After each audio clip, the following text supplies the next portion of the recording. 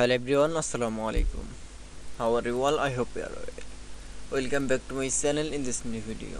Today's video, how to delete the task box in Gmail. So get started. At first, open your desktop. Now you can see delete task box in Mail. Now going to the Chrome browser. Now click. Now open the Chrome browser. Now you can see now going to the Gmail. Now click from Gmail. Now you can see, then open the Gmail, the new interface. Now you can see, then I click from more option. Now select on trash option. Now click from select. Now click from all option. Now click from more option. Now click from delete forever.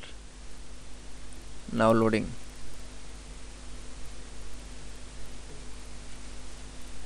Now loading the delete times. That it's. Now you can see empty task box. Now delete tasks in Gmail is very easily. I hope you enjoy the video. Please like, comment.